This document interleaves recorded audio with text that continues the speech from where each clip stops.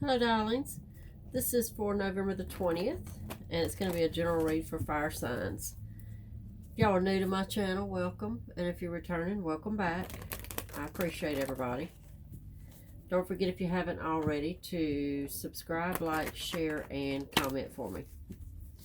Also, remember that these are general, so if they don't resonate for you, be sure and check out your moon, rising, and Venus signs. All right, let's see what's happening. Eight of Wands, Ace of Swords, the Star. Okay, so far this feels like some progress. This feels like maybe a truth coming out.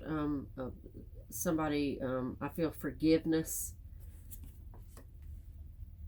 Five of Pentacles, Wheel of Fortune,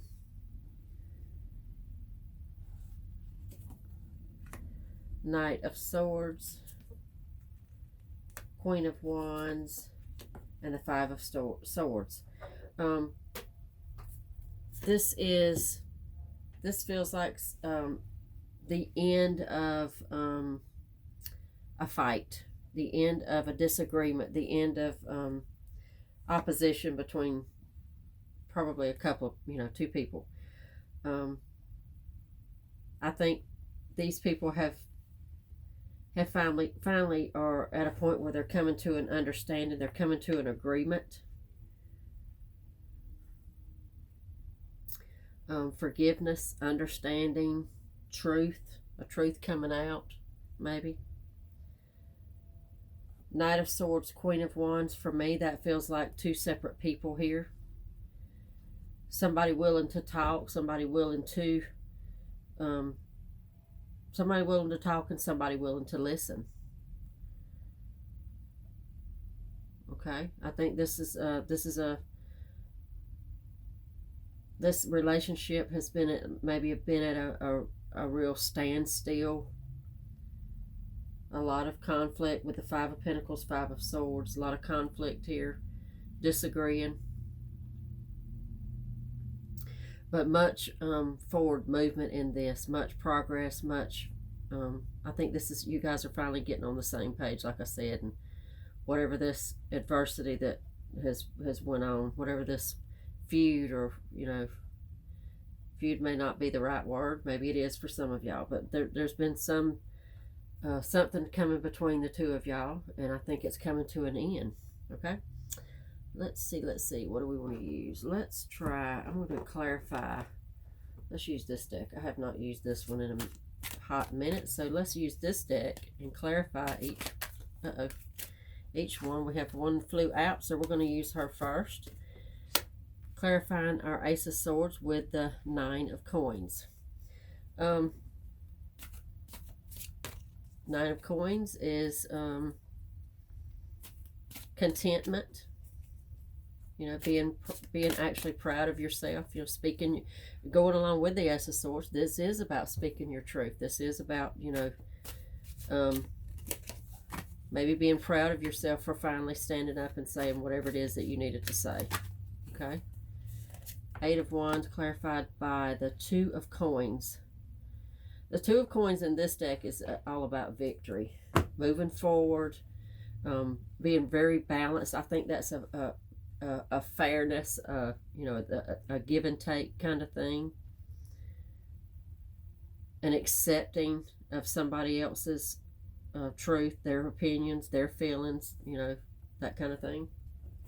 When I think at least one of y'all were closed off to that idea in the past, and it's caused a lot of strife here with these fives. Okay. All right, let's clarify our star. The star is clarified with the Eight of Cups. The star is about forgiveness, and it's about, like maybe calling a truce.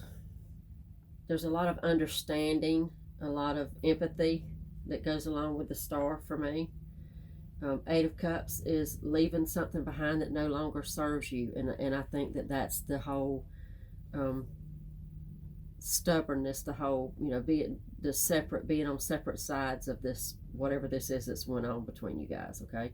Leaving it behind, it's not helping anybody, it's not helping the situation, it don't feel good anymore. I mean, it don't feel, it feels better to open up and connect at this point, okay?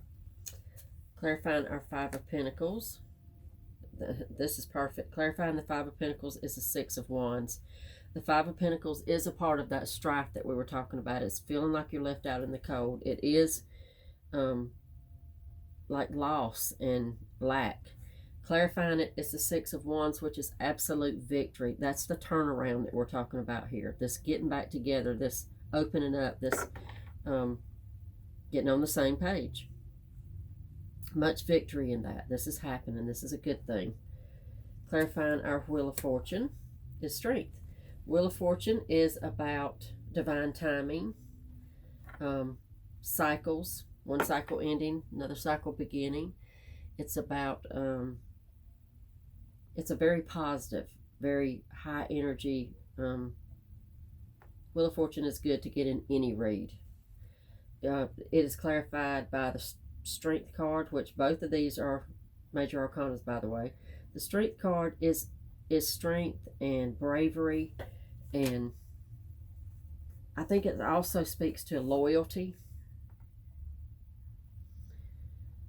This was a deep relationship. This could have been best friends. This is something very deep. This is not just two acquaintances, or you guys were pretty close at one time, at one point, okay? Knight of Swords is clarified by the King of Swords. For me, that's getting on the same page. Absolutely. That's everybody hearing everybody else's side. Again, that's nobody over talking the other. Nobody, kind of lording over and being demanding. I think it's the absolute opposite of that. This is good. This is everybody having a say. Queen of Wands, clarified by the Nine of Cups. Queen of Wands, again, now remember in the beginning I told you guys that the Knight of Swords, Queen of Wands were the two people that we're talking about here. The Queen of Wands is very open, very fair, willing to, let's move forward, willing to do that work, willing to own their part in it, take responsibility for their part. And then clarified by the Nine of Cups. The Nine of Cups is the wish card. It's wishes fulfilled. It's everybody winning here. This is a good idea. This is a good thing. This is not anybody having to bow down to anybody else. Everybody wins here in this situation, okay? Five of Swords is going to be clarified with the Queen of Wands again. Again, that's agreeing. That's getting out of the defensive, arguing, competitive mode, and moving over into the second time you've got the Queen of Wands, remember, moving over into the being open to being reasonable is what that feels like. She's very reasonable. She's willing to see all sides. She's not a closed-minded, selfish person, okay? This looks like a lot of accomplishment and progress towards this relationship that looks like it's healing. It looks like it's going to be fixed. Okay, just for the heck of it, let's get a completely different deck. Let's try this one, and let's get one underneath the deck. I haven't used this deck in a minute also, but I think, well, let's do this. Let me get just a quick shuffle on it because I have not used it in a while. This is a good stiff one too. And we'll just pull one underneath just to get maybe a little clarifier for the entire read.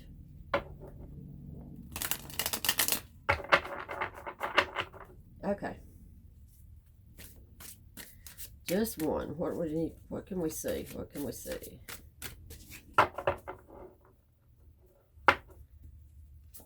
Hangman. The Hangman is about self-sacrifice. It also, for me, sometimes it reiterates the whole divine timing that we got with the Wheel of Fortune here. It's about the self-sacrifice that everybody has made and you continue to make. I mean, we're talking about a friendship here. We're talking about a give and take. And there's always going to be some sacrifice to some point, I think. You know, when you're taking others' feelings and points of view into consideration, when you care about what they think and how they feel also, you know, this is selflessness. It really is.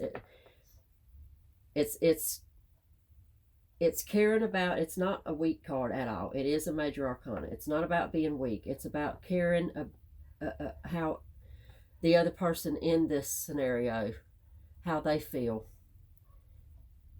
going forward. Okay, pretty good, pretty good. Okay, I'm gonna leave this here. Much luck to y'all, and I'll see y'all back tomorrow.